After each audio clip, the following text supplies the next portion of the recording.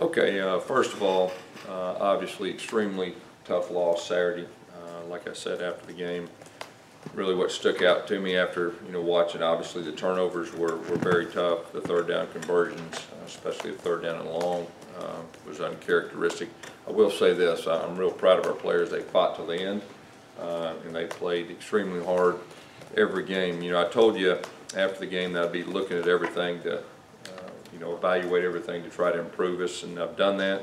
There will be some tweaks this week. I'm not going to sit here right now and say exactly what they are. I don't want to incriminate us against Ole Miss. With that being said, Jarrett Stidham will be our starting quarterback. He needs to protect the football better. He understands that, but I do have confidence in him, and I think he will lead us in the right way moving forward. Looking at Ole Miss, when you look at them, I think the first thing that stands out is their offense. They've got a lot of weapons on the outside. Their quarterback can really run. He can hurt people with his feet and his arm. I think they're number 6 in the country in total offense. Defensively, Wesley McGriff, their defense coordinator, was here 2 years ago. We're very familiar with him. He has those guys playing extremely hard. They're coming off a big conference victory. I know they have some momentum as far as that goes. A few updates as far as health of our guys. Booby Whitlow will be day-to-day. I'm not ready to say whether he's going to be able to play or not. Jamel Dean is day-to-day, and so is Marlon Davis. And so those guys, we'll hope to have them back. And this will, be game 8, and so our bodies are a little bit banged up, and so hope to have those guys back ready to go. Really, our mindset, obviously, we sat here today. The reality is we're disappointed because we wanted to have a chance to win a championship this year, and that's no longer the case. Our players are in a good spot, as good a spot as they can be mentally. I will say this, our players and our coaches are extremely close. We're in this thing together. We're going to roll up our sleeves this week. This is a big game for us, obviously, going on the road and get a victory before we get to the off week, which the off week is right around the corner, and that'll be a good time to kind of rest up and get a good plan for the last 4. Questions? Sometimes when things are going wrong, the wheels kind of come off of the team. How confident? It sounds like you're confident that's not. Well, I mean, our guys are playing their guts out. Our guys are playing their guts out. We've been in every game. As a matter of fact, we had opportunities to win just about every game. And for whatever reason, we've not either seized the moment or made the play when we need to make the play.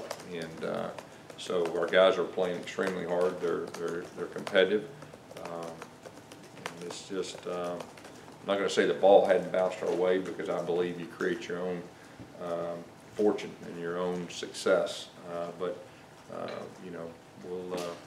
I'm proud of our team for that.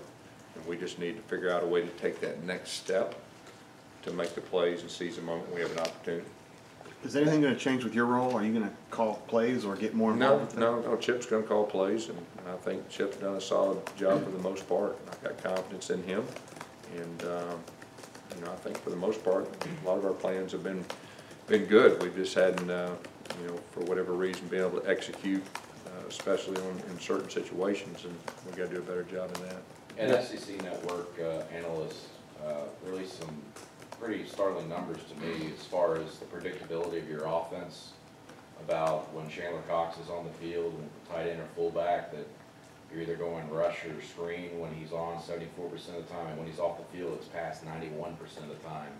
Do you believe defenses are picking up on your predictability? Well, every offense and every defense has tendencies, and you do your best as a coach to use those tendencies against the defense. And every week, we have off the field guys that break down our own tendencies, so we're aware of not just those, but all the others too. Well, there's serious discussions about changing at quarterback. I mean, you mentioned that Jarrett was going to be the starter. No, like I told you, I think it was a good time after a tough loss like that. As a head coach, you look at the whole picture, and we've been close, but close is not good enough, and we got to figure out a way to get over that hump. And Jarrett gives us the best chance of winning, and he's tough on himself. He knows. I mean, he knows the turnovers were tough, and he's disappointed, and he's going to fight to do everything he can to get that corrected. Yesterday, Alan Green said that you guys have like a talk every week, kind of, just going over whatever. What's it like this week, I guess, and has it changed in the past few weeks? Yeah, I mean, we talk every week on Monday, and matter of fact, I'm the one that set that up and wanted to meet every Monday, and we're communicate. He's been very supportive. And we just got to get through this. I mean, the bottom line is we got to get through it, and we got to get back on track and win it. And he understands that, and I understand that. Has anything changed with Aza's status? Is he going to redshirt this year? No, he's not. He's not, and his role, special teams too. He'll have a chance to help us on special teams and situations, with our running back. What's the plan then for the every down back if Booby can't go? Who's the guy that you look Yeah, at? you see Malik really coming on now. Malik's been our third down, back.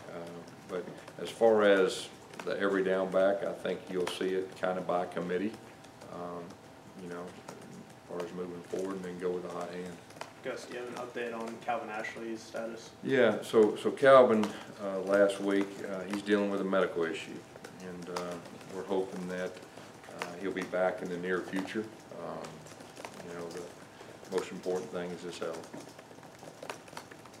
After watching the tape and what you guys are able to do with Shivers and Schwartz, is it clear to you that you need to utilize them more, or what are your thoughts? Yeah, both of them have big playability, like you just said, that they've made plays, they can really run. I think that's part of the evaluation process that I said after the game, and you look at everything. And I'm really excited about Anthony Schwartz too. You're talking about a guy that's not playing like a freshman and making big plays, not just when you hand him the football, but just the route he ran and then turned upfield, broke a tackle, and then of course he's super fast. And then Worm, I've been very impressed with him, with his attitude, his competitiveness, and both those guys have explosive big play opportunities, and you could see them with the ball in their hands a little bit more moving forward. Gus, you didn't take C.J. Tolbert to Mississippi State. Is he going to go over this week? Each week we'll see. You have the 70 that you can take, and strategically you look offensively, defensively, and the use of special teams. So we'll see week to week as far as the dress list. Will there be? Go ahead.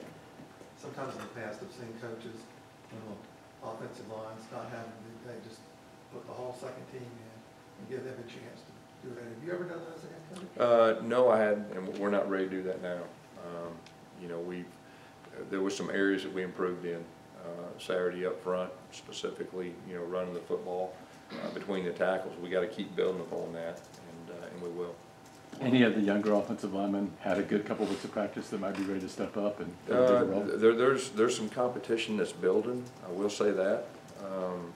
Not ready to say anything more than that, but there is some competition that's building, and some guys that are improving.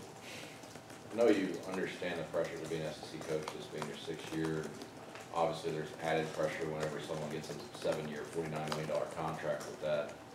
And to be 4-3 at this point, did you expect there to be a potential rebuilding year with this team? No, I don't think anybody expected us to be where we're at. I didn't, our players didn't.